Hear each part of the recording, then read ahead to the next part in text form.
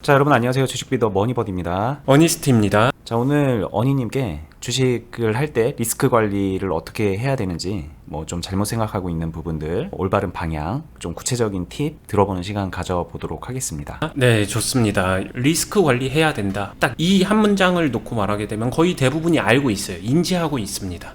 그치. 리스크 관리해야지. 하지만 리스크 관리가 뭘 말하는 건데, 그리고 어떤 걸 말하는 건데, 그 안에 구체적으로 어떤 심리가 담겨 있고 어떤 선택을 하는 거고, 투자자는 그래서 어떻게 해야 되는 건데, 이쪽으로 들어가게 되면은 생각보다 많은 사람들이 잘못 헤매고 있는 현상이 있거든요. 그러니까 헛다리 짚고 있다라는 게 맞는 것 같은데, 하나씩 이야기를 해볼게요. 지금 이 이야기를 하는 건요, 리스크 관리를 해야지, 중요하지, 주식시장에서 굉장히 많이 나오지만 도대체 왜 리스크 관리가 왜 필요할까를 물어보면은 계좌 방어하려고요, 손실 적게 날려고요, 뭐 이렇게 생각하시는 분들도 있는데, 저는 제 기준에서 의견을 드린다면 리스크 관리가 필요한 이유는 공격을 하기 위해서입니다. 공격을 하기 위해서고, 요즘 시장에서 아마 많이 느낄 거예요. 무슨 말이냐? 요즘 시장 어떤가요? 신규 종목 선정하실 때 정말로 리스크 관리가 기본적으로 되어 있고, 신규 종목 선정할 때 할 수 있을 만한 종목들 많이 보이시나요? 개인 매매 많이 하시는 분들 한번 생각해 보세요.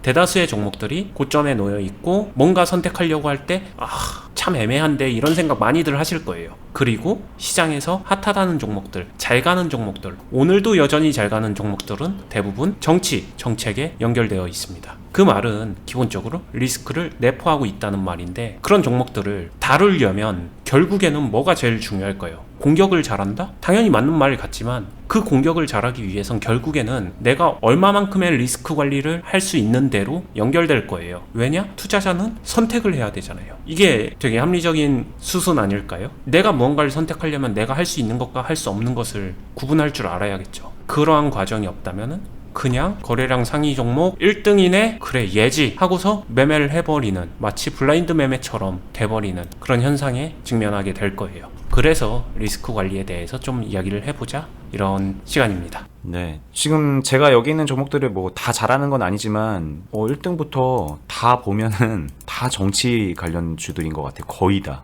여기 거래량 상위에 올라가 있는 애들이 그리고 이제 보면은 다 이런 식으로 뭐 슈팅이 이미 됐는데 더 되고 막 이런 상황이기 때문에, 얘네들로 공격을 내가 하고 싶다라고 한다면은 기본적으로 공격을 하기 위해서 리스크 관리를 할 줄 알아야 된다라는 말씀을 하시는 거겠죠. 뭐 굳이 뭐 정치 테마주로 공격한다 이런 얘기는 아니지만, 현재 상황이 그러니까 이런 상황에서 내가 공격을 한다 그러면 기본적으로 리스크 관리가 필요하고, 그거는 어떤 상황에서도 대전제로 깔려야 될 문제다라는 말씀을 해주신 것 같습니다. 네, 맞습니다. 구체적으로 이제 어떻게 방향성을 잡아야 되는 걸까요? 리스크 관리를 머릿속에 염두에 둘 때. 제가 말씀을 한번 드려볼게요. 이 종목을 추천하는 것도 아니고요, 이 종목에 대해서 어떻게 하면 된다라고 딱 정해준다라고 듣지 마시고 한번 같이 고민해보고 스스로 생각해본다라는 관점으로 들어주시면 더 많은 도움이 될 것 같습니다. 오픈베이스라는 종목인데요, 이 종목은 저희가 클럽 안에서도 훈련을 했었던 종목인데요, 그리고 이거 저희 작년에 유튜브 채널 시작하는 초창기쯤에 한번 이 종목으로 케이스 스터디처럼 언급도 했었던 종목이긴 해요.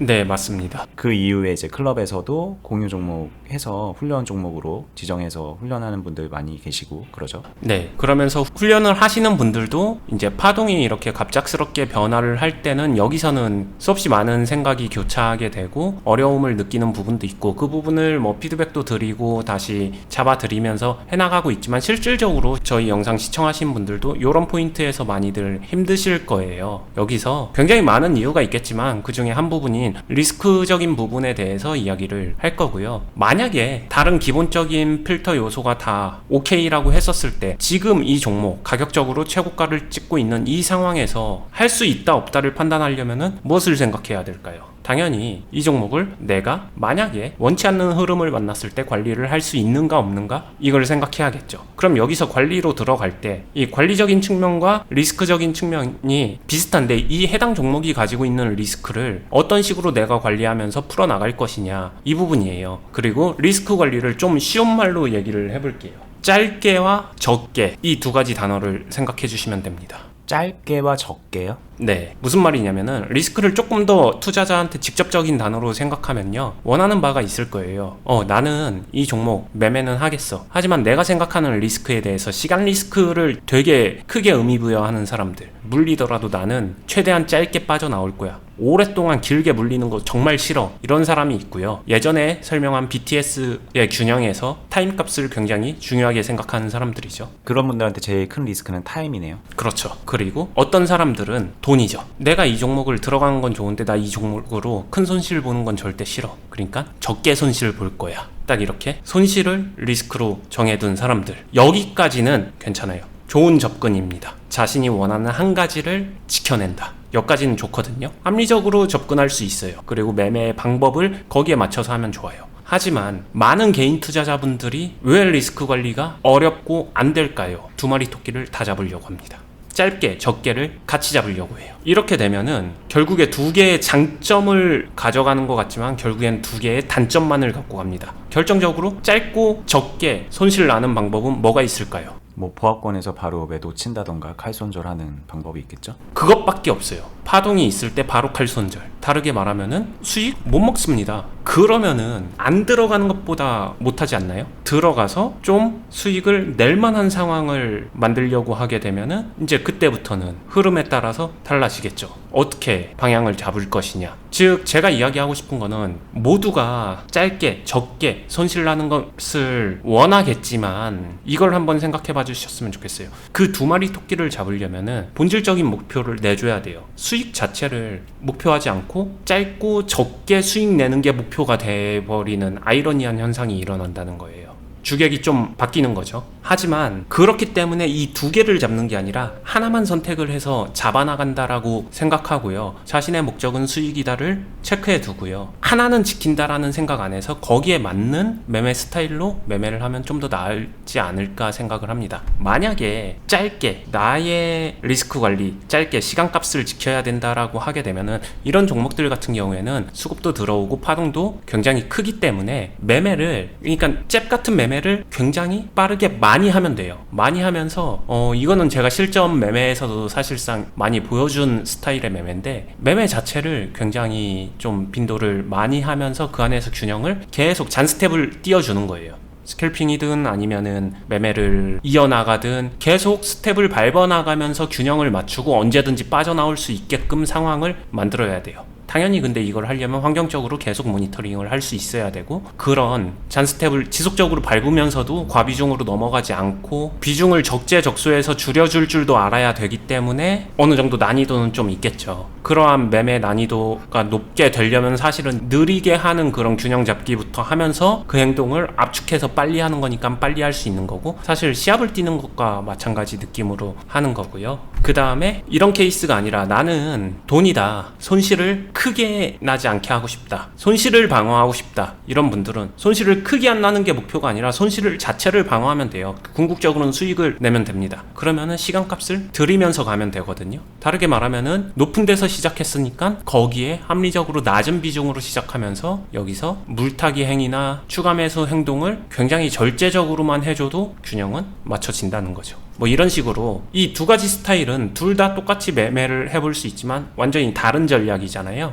접근하는 방법이, 매매를 하는 스타일이 완전히 다른데, 즉 결국에는 자신이 입구에서 어떤 선택을 할 것이냐, 거기서부터 출발한다는 거예요. 그 부분을 한번 생각해 보면 좋겠다 해서 이 이야기를 드리는 겁니다. 되게 많은 걸 말씀해 주셨는데 좀 어렵게 들릴 수도 있는 부분이 있을 것 같아요. 왜냐하면 짧게 잔 스텝을 밟는 거에 대해서 설명하신 거를 그냥 이렇게만 말하면 그게 도대체 뭐야 라고 궁금해 하실 수 있으니까. 그런데 만약에 정말 궁금하시면 저희 그 재생 목록 중에 실전 매매 영상들만 모아놓은 것들이 있거든요. 적지 않아요. 언니님이 실제로 매매하는 것들 실시간으로 녹화하면서 올려드린 거라서 그렇게 하는 거구나 해서 영상 몇 개만 보셔도 무슨 얘기하는 건지는 좀 더 감을 잡으실 수 있으니까 추가적인 궁금증은 과거 영상을 통해서도 같이 풀 수가 있을 거고요. 근데 이제 보시는 분들이 이제 아무래도 다시 저희가 초창기 영상 때처럼 제가 물어볼 수밖에 없는 게, 그냥 여기 이런 데서 고점 돌파 식으로 매수 그냥 뻑 들어가서 뭐 붙잡고 있다던가, 아니면 이것도 애매하면 여기에 들어가서 6,600원 부근쯤에서 들어가서 6,600원 이거 깨면은 그냥 보합 매도나 손절해야지라고 생각했으면 이거는 그냥 어디서 팔든 큰 수익 낼 수 있는 거 아니었습니까? 라고 또 그렇게 궁금해 하실 수도 있을 것 같거든요. 그러면 손절 라인을 잡는 것 자체로 리스크 관리가 되는 건데, 그리고 공격도 할 수 있는 건데 왜 굳이 이렇게 어렵게 설명해 주시죠? 라고 또 궁금해 하신다면 어떻게 도움이 되는 얘기를 할 수 있을까요? 항상 자신의 관점에 반대 상황을 그냥 딱 이렇게 생각하면 되겠네요.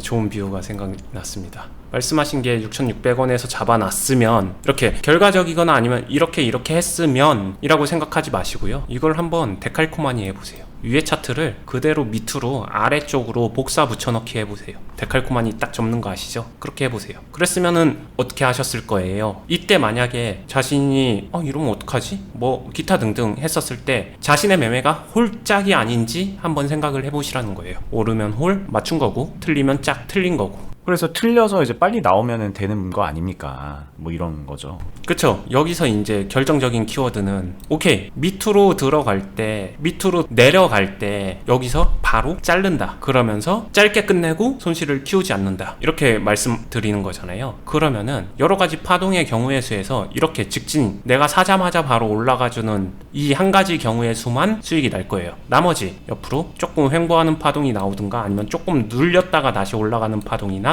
아니면 이런 식으로 완전히 떨어지는 파동이나 아니면은 옆으로 가다가 떨어지는 파동이나 이런 파동들에선 다 손절이죠. 즉 매매를 많이 하면 많이 할수록 손절을 훨씬 더 많이 하게 될 거다. 그럼에도 불구하고 나는 수익을 낼 수 있다라고 하시는 분들은 하셔도 돼요. 칼손절을 사용하셔도 됩니다. 왜냐면 제가 말씀드리는 건 칼손절은 절대 사용하면 안 된다가 아니라 항상 말씀드리지만 칼손절을 고수가 사용했었을 땐 그래도 좀 더 활용을 하고 균형을 이해한 사람들이 하게 되면 그것도 전략이 될 수 있는데 단순히 칼손절을 해야 되기 때문에 의무적으로 행위하는 사람들은 수익 내기가 힘들어요. 그렇죠. 배워가는 입장에서는 사실 언니님이 말한 그럼에도 불구하고 할 수 있는 고수는 아닌 거잖아요, 이미. 그래서 실제로 실전 케이스에서는 여기서 이런 매매를 고점 돌파를 할 때 비중을 연습이니까 배워가는 과정이니까 비중을 적게 들어가면 이게 아무리 이런 케이스를 만난다 그래도 만족스러운 수익금을 못 내는 경우도 많고요. 그래? 그러면 좀 세게 들어가야지라고 하면은 이런 데서 손절하면서 이게 잔잔바리로 깎여나가는 이 금액이 되게 크거든요. 이게 누적이 되면. 그래서 비중을 세게 들어가도 문제고 작게 들어가도 문제고 이거 어떻게 되는 거지? 이렇게 고민을 하다가 손절을 안 하게 되면서 오히려 더 큰 아픔을 겪게 되는 경우가 현실에서는 너무나도 많이 일어나는 거잖아요. 개인 투자자의 큰 딜레마죠. 가장 큰 아픔. 칼 손절을 사용했더니 계좌가 높고 칼 손절을 안 했더니 계좌가 잠식되고. 그렇죠. 이제 그거에 대한 대안을 설명드리는 거예요. 그리고 이제 언니님이 막 이렇게 여러 가지 케이스를 막 그려놨는데 그냥 그렇게 받아들이셔도 될 것 같아요. 이 모든 케이스에서 대응이 가능하다. 언니님은 지금 그 얘기를 하는 거다. 그리고 그걸 대응을 가능하게 매매를 시작하는 거 자체가 리스크 관리다라는 얘기이실 것 같습니다. 참 아까 데칼코마니 얘기를 하셔서 이런 생각이 드네요. 만약에 이제 평행 세계에 이렇게 딱 잘라서 여기에 이게 첫 번째 세계면은 두 번째 세계에서는 뭐 이런 그림이 만들어질 수 있었겠죠. 뭐 이렇게 됐다. 그러면 언니님 여기서 관리하세요. 실제로 이런 게 나오면은 관리해서 기대 수익도 안고 가면서 매매를 이어갈 수도 있는 그런 상황이 된다는 거예요. 근데 이렇게 됐을 때 그냥 여기 뻑 들어가서 칼손절 이런 식이라면 이거 칼손절도 쉽지 않았을 것 같고 일단은 무조건 손실이잖아요. 그거는. 그럼 뭐가 더 유리한 것인가를 생각을 해보자는 거죠. 제가 꼭 해주고 싶은 말은 리스크 관리에 대해서 많은 사람들이 진짜 짧고 적게 여기에만 꽂혀 있는데 진짜로 리스크 관리는 제가 저의 언어로 설명을 드리면요. 주가가 흘러갈 수 있는 길을 최대한 많이 잡아내는 겁니다. 주가는 일반적인 상황에서 극단적 변수를 제외하고는 파동 흐름이 갈 수 있는 길이 경우의 수가 쭉 갈릴 거 아니에요? 그 경우의 수 자체가 정해져 있으면은 거기서 내가 최대한 넓은 선택지를 갖고 가는 게 투자자한테 무조건 유리해요. 수익을 낼 확률이 그만큼 높아진다는 얘기죠. 그렇게 매매하는 게 리스크 관리가 아닐까. 그리고 그걸 할 수 있다라고 하게 되면은 이런 공격적인 매매도 할 수 있다라고 말씀을 드리는 거죠. 자, 이쯤에서 이제 궁금해서 또 물어보면 이런 상황의 주식도 언니님은 공격을 하시나요, 그러면?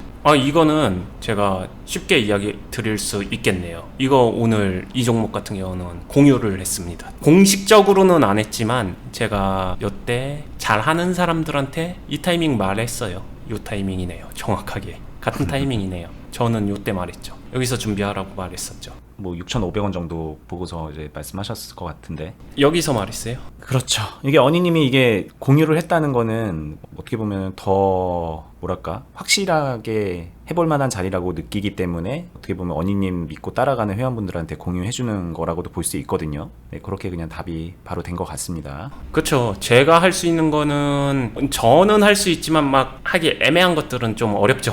그런 것들을 이거 해도 된다고 말하기가 어렵죠. 네, 진짜 어려운 거예요. 진짜 한번 생각해 보세요. 이게 정말 많은 회원분들한테 책임을 지고 그거를 알려주고 가이드를 해줘야 되는데 어설픈 상황과 어설픈 조건이 돼 있는 거를 공유한다? 할 수도 있고 안 할 수도 있어요. 이런 거를 공유한다? 그거 되게 어려우실 것 같거든요.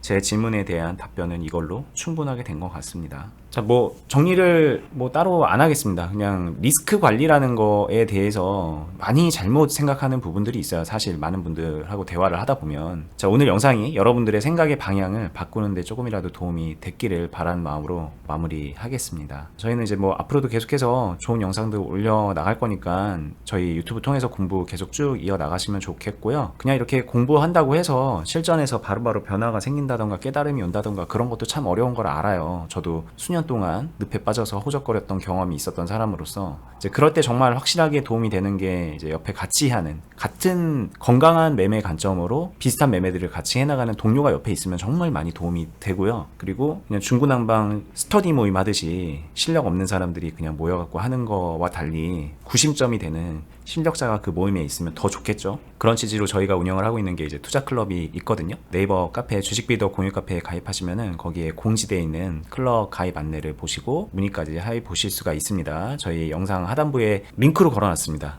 영상 설명란을 펼쳐보시면은 거기에 링크로 안내되어 있는 거 보시고 신청해 보시고요. 저희는 다음에 더 유익하고 좋은 영상으로 찾아뵙도록 하겠습니다. 감사합니다. 감사합니다.